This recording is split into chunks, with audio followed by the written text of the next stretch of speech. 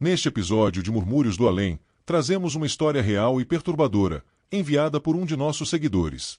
Este relato sombrio e real vai te deixar arrepiado. Prepare-se para mergulhar em um ambiente de mistério, tensão e medo. Este relato é baseado em uma história real, que um de nossos seguidores nos enviou e aconteceu em uma cidade do interior do Pará, e por motivos de preservação da imagem, não iremos citar os nomes dos envolvidos. Eu morava em uma casinha de tábuas e o meu maior sonho era me mudar daquele lugar e ir para uma casa maior e mais aconchegante, pois eu já tinha 3 filhos e queria dar conforto para eles também. Eu e o meu marido conseguimos juntar um dinheiro e finalmente nos mudar para outra casa. Na época, ela foi bem barata. A casa não tinha nada de luxo e já era bem velha. Era uma casa bem simples, e o quintal enorme, e o quintal foi o que mais me agradou, principalmente para as crianças brincarem e cultivar minhas plantas, que eu sempre amei. Eu estava muito feliz só por ser maior e não ser de tábua. Já estava bom demais. Nos primeiros dias, todos estavam ocupados organizando o novo lar. Caixas sendo desempacotadas, móveis sendo dispostos em seus lugares, e as crianças explorando cada canto e recanto da casa e do quintal. Tudo parecia perfeito. Mas, como sempre dizem, algumas coisas não são o que parecem à primeira vista. Eu fui a primeira a sentir algo diferente. Não era algo que podia ser explicado com facilidade. Era uma sensação sutil que começou a surgir logo após a mudança. Inicialmente, não dei muita importância. A casa, afinal, era velha, e casas antigas sempre têm seus barulhos e peculiaridades, eu pensava. Mas, com o passar dos dias, a sensação tornou-se mais constante e perturbadora. Em momentos de silêncio, especialmente à noite, eu sentia um leve arrepio percorrer minha espinha, um calafrio que não conseguia ignorar. Eu também sentia a mesma coisa quando estava fazendo atividades corriqueiras, como lavar louças, limpar a casa, regar as plantas. Mas eu sempre tive essa sensação estranha no corpo, como se estivesse sendo observada. Não havia sons evidentes, apenas uma sensação esquisita. Toda vez que eu entrava na cozinha à noite, sentia como se alguém estivesse lá comigo. Os pelos da minha nuca se eriçavam, e um peso inexplicável se instalava nas minhas costas, como se algo invisível estivesse a poucos passos de distância, acompanhando os meus movimentos. Eu cheguei a me perguntar se a casa poderia estar carregada de alguma energia antiga, mas afastava esses pensamentos sempre que podia. Estava cansada, sobrecarregada com a mudança, e talvez a mente estivesse me pregando peças. Com o tempo, eu comecei a notar pequenos detalhes que aumentavam a minha apreensão. Portas que estavam fechadas se abriam misteriosamente, e certos objetos pareciam estar em locais diferentes daqueles que eu os havia deixado. Eu cheguei a mencionar essas coisas para o meu marido, mas ele nem chegou a dar moral para mim, pois ele nunca acreditou muito nessas coisas. Ele sempre disse que o paranormal só acontece com quem acredita. E eu sempre admirei muito isso nele, pois ele é uma pessoa muito cética, parece que nada o abala. Enquanto eu lutava com essas sensações esquisitas, os meus filhos pareciam perfeitamente à vontade com o novo ambiente. O meu filho mais velho adorava explorar o quintal e já havia criado uma rotina de tarde jogando videogame ou andando de bicicleta pelos arredores. A minha filha do meio, sempre curiosa e criativa, passava horas no quarto desenhando e inventando histórias. E o meu filho mais novo era o que mais adorava a mudança. Ele corria livremente pelo quintal, brincando de super-herói e trator de brinquedo com as terras que tinham no quintal. Porém, uma noite em particular marcou o início de algo mais estranho. A minha filha, normalmente uma criança calma e tranquila, acordou no meio da noite gritando. Eu e o meu marido corremos até o quarto dela, preocupados. Me ajoelhei na cama dela para acordá-la e perguntar o que tinha acontecido, mas ela não soube dizer, só explicou que teve pesadelos. E esse problema acontecia todos os dias. Todos os dias a minha filha acordava a casa inteira aos gritos. Ela ia dormir tranquila, e de madrugada acordava gritando sem motivos aparentes. Às vezes, ela nem acordava, continuava dormindo e gritando e falando coisas desconexas. Até que um dia ela começou a ter episódios de sonambulismo. Ela ficava andando pela casa dormindo. E teve um dia que, dormindo, pegou as chaves da porta da frente de casa e foi tentar abrir, mas o meu marido ouviu o barulho da porta e pensou que fosse um ladrão querendo assaltar a casa. Quando ele foi ver, era a nossa filha. Ele tentou conversar com ela, mas ela não respondia porque estava dormindo em pé. Os dias passaram, e embora as crianças estivessem aparentemente bem, eu comecei a perceber mais sinais de que algo estava errado. O meu filho mais velho, nessa época com 12 anos, normalmente o mais animado e falante, começou a ter pesadelos frequentes. Ele acordava chorando, dizendo que sentia alguma coisa parada ao pé de sua cama. Eu tentei tranquilizá-lo, mas aquilo me deixou profundamente inquieta. Foi então que, numa noite bem comum, o meu filho mais velho também teve uma experiência assustadora. Já passava da meia-noite, e ele estava acordado jogando videogame no quarto, como de costume. A fome o atingiu, e ele decidiu ir até a cozinha pegar algo para comer. O corredor estava escuro, mas ele não se importou. Já estava acostumado a caminhar na penumbra da casa. Ao chegar à cozinha, ele acendeu a luz e se preparou para abrir a geladeira, mas algo o fez parar. Na porta de vidro que dava para o quintal, ele viu algo que congelou seu sangue, o reflexo de uma mulher parada do lado de fora, olhando diretamente para ele. Ele correu assustado para o meu quarto, gritando, e descreveu para mim o que viu. Os olhos dela eram bem fundos, como se tivessem sido drenados de vida. A pele, extremamente pálida, parecia quase translúcida sob a luz fraca. Seu cabelo era liso e grisalho, amarrado como se fosse um coque, e seu rosto tinha uma expressão triste e ao mesmo tempo assustadoramente serena, como se estivesse presa entre o sofrimento e a paz. Eu, que ainda estava meio adormecida, acordei em choque ao ver a expressão de puro pavor no rosto do meu filho. E o que mais me impressionou é que a descrição que ele fez batia exatamente com o que eu sentia sobre a aparência dela. Os dias seguintes foram de tensão. A expressão no rosto do meu filho mais velho não me saía da cabeça. O medo dele tinha sido tão real, tão palpável, que eu não conseguia mais ignorar os sinais. A partir daquele momento, decidi que precisávamos investigar melhor o que estava acontecendo naquela casa. Conversei com o meu marido na manhã seguinte. Ele ainda era cético, mas, após o relato do nosso filho, começou a ficar menos resistente à ideia de que algo estranho estava, de fato, acontecendo.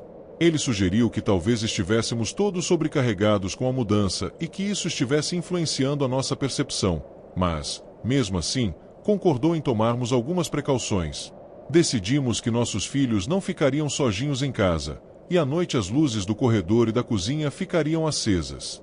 Sabíamos que isso poderia, pelo menos, acalmar as crianças e nos ajudar a manter o controle da situação.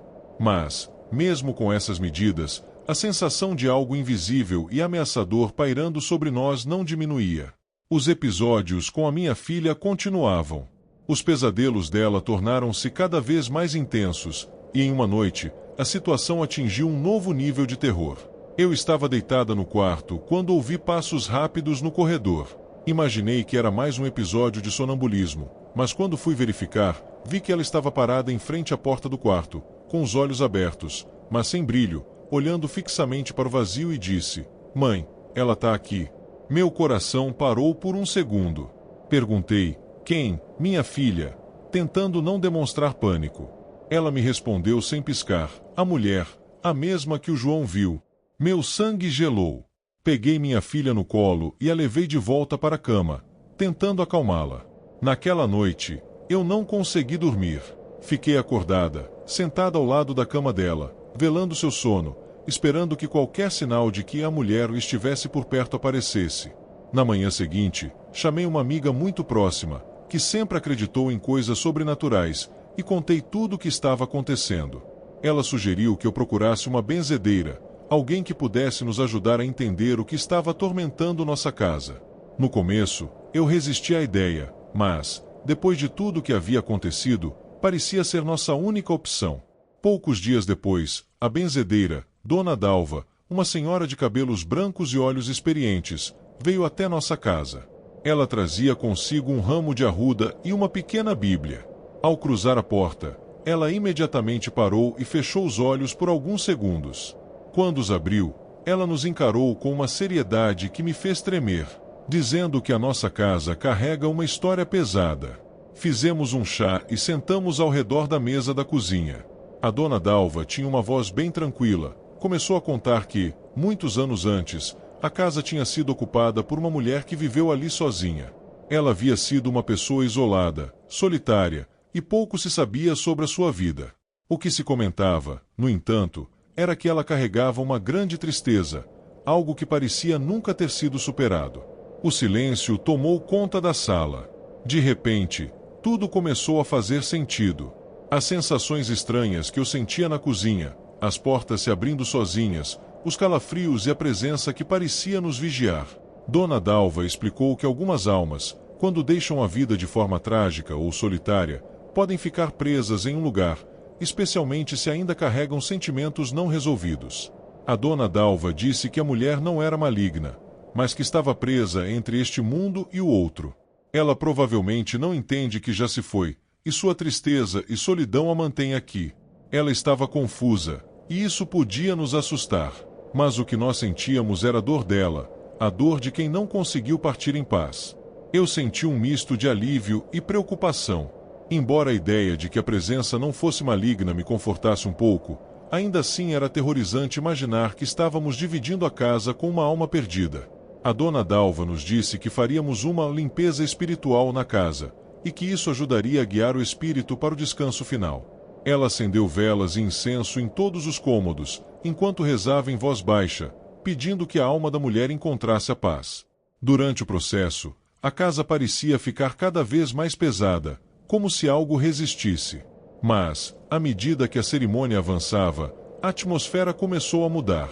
O ar parecia mais leve, e a sensação opressiva que eu sentia nas costas lentamente se dissipou. Após a limpeza, Dona Dalva nos avisou que poderia levar alguns dias até que tudo voltasse ao normal. E, de fato, nos dias seguintes, a casa parecia mais tranquila. As crianças pararam de ter pesadelos, e eu já não sentia mais a presença constante que me observava na cozinha. Por um tempo, pensamos que aquilo tinha sido o fim de tudo. No entanto, a paz durou apenas algumas semanas. Numa madrugada silenciosa, fui acordada por um som que não ouvia há algum tempo, o choro do meu filho mais velho. Corri até o quarto dele e o encontrei sentado na cama, suando frio, os olhos arregalados de medo. Ele apontou para o canto do quarto, onde uma sombra estava projetada pela luz fraca da rua. Olhei para o canto e, por um instante, tive a impressão de ver a figura da mulher novamente, o mesmo rosto pálido, os olhos fundos, a expressão triste. Era como se, apesar de nossos esforços, ela ainda estivesse presa ali, entre nós. O medo se espalhou pela casa como uma brisa fria. Eu olhei para meu filho e vi a expressão de terror em seu rosto, e isso me fez sentir um frio na espinha. O que tinha dado errado? Dona Dalva tinha nos prometido que a mulher encontraria paz. Então, por que ela ainda estava lá? Decidi que era hora de confrontar a situação. Levei meu filho para mais perto e, com a voz mais calma que consegui reunir, perguntei o que ele tinha visto. Ele olhou para mim, os olhos ainda cheios de lágrimas, e começou a descrever que estava dormindo e sonhou que ela estava chamando ele. Disse que não conseguia ver o rosto dela, mas sentia que ela queria algo dele. Daí, quando acordou, ela estava bem ali, no canto do meu quarto, olhando para ele. Senti um aperto no coração. A mulher estava chamando meu filho. Porque ela não nos deixava em paz. O que ela queria? Após uma breve conversa, decidi que precisávamos entender mais sobre a história daquela mulher. Não poderíamos simplesmente ignorá-la ou ter medo dela. A curiosidade começou a me consumir, e percebi que essa era a única maneira de finalmente lidar com a situação. Com a ajuda de uma amiga da vizinhança, que tinha vivido na área por anos, consegui reunir algumas informações sobre a antiga moradora da casa. Certo dia, os vizinhos notaram que a mulher não tinha mais sido vista, e quando resolveram investigar, a encontraram morta, sentada em uma cadeira na cozinha. A mulher se chamava Maria, e, segundo os relatos, ela havia sido uma professora muito respeitada na comunidade. Porém, após a morte de seu marido, a solidão tomou conta dela, e a tristeza a isolou ainda mais. Algumas pessoas contaram que Maria tinha sido vista vagando pela cidade, sempre com um olhar triste e perdido. Ninguém sabia exatamente como ela havia morrido, mas a sensação de que havia algo trágico por trás de sua história era palpável. Naquela noite, decidi que precisava fazer algo. Se a mulher estava presa à casa por causa de sua dor, talvez eu pudesse ajudá-la a encontrar a paz. Fui até o quintal e sentei-me em um lugar tranquilo, perto da árvore mais antiga. A lua cheia iluminava tudo ao meu redor, e a brisa suave parecia trazer consigo os sussurros do passado. Com uma vela acesa ao meu lado, fechei os olhos e respirei fundo. Comecei a falar em voz alta, pedindo para que Maria ouvisse. Expliquei que estávamos lá para ajudá-la, que queríamos que ela encontrasse a paz que merecia. Continuei falando, enquanto a noite avançava. Ao abrir os olhos, vi uma sombra se movendo entre as árvores. O coração disparou, e eu quase desisti, mas continuei. Nesse instante, uma leve brisa passou, como se algo estivesse se movendo ao meu redor. Eu não sabia se era apenas minha imaginação, mas a sensação de que estava sendo ouvida cresceu. Uma onda de emoção me invadiu, e comecei a chorar. Eu não apenas queria ajudar a mulher, eu queria que ela se sentisse livre. Nos dias seguintes, mantive essa rotina. Às vezes, os meninos se juntavam a mim, e em outros momentos eu fazia isso sozinha. Não sentia mais a presença opressiva que antes dominava a casa. Em vez disso, havia um sentimento de calma crescente. Entretanto, algo mais começou a acontecer. Uma manhã, enquanto tomávamos café da manhã, meu filho mais novo, que sempre fora muito sensível, olhou para a janela e disse que a mulher estava no quintal. A comida parou em minha boca, e eu olhei para o rosto dele. Ele estava sério, com os olhos fixos em um ponto no quintal. Sem pensar, levantei e fui até a janela. Mas não vi nada. Apenas o quintal tranquilo, onde as folhas dançavam com o vento.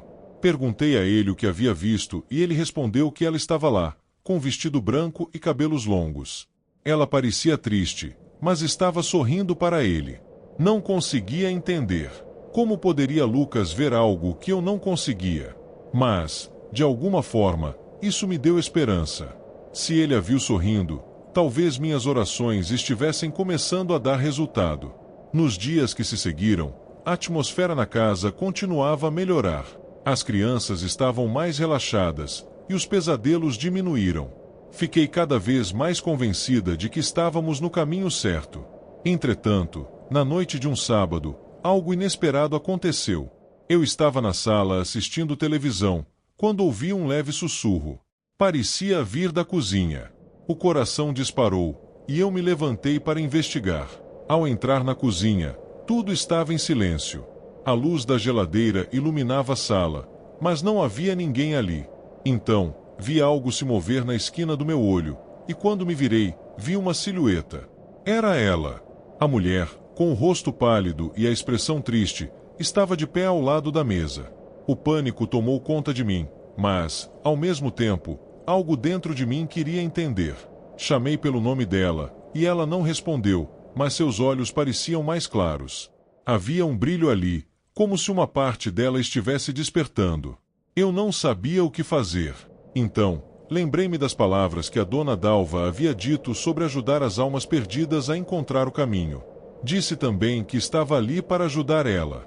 Nesse instante, algo dentro da sala mudou. A temperatura caiu e uma leve brisa percorreu o ambiente. Senti um arrepio percorrer minha espinha, mas não era de medo. Era uma sensação estranha de conexão, como se a mulher estivesse ouvindo. Então, ela começou a desaparecer lentamente, e com o aspecto de quem dizia obrigada. Era tudo o que eu precisava saber. Eu sabia que Maria finalmente estava partindo, que suas dores estavam sendo deixadas para trás. As lágrimas escorriam pelo meu rosto, enquanto eu sentia um peso ser retirado da casa. Quando a silhueta desapareceu completamente, a casa parecia diferente. Um novo tipo de luz iluminou o ambiente, como se a energia que a cercava tivesse sido renovada. Eu sorri, pois sabia que tudo ficaria bem. Na manhã seguinte, acordei mais leve. As crianças estavam felizes, correndo pelo quintal, e eu percebi que a presença que antes nos assombrava finalmente havia partido. Havia um novo tipo de paz na casa, um espaço livre de dores e tristezas passadas. Isso aconteceu 15 anos atrás. Eu ainda moro na mesma casa, nunca passou pela minha cabeça abandonar o lugar, até porque não tínhamos mais dinheiro.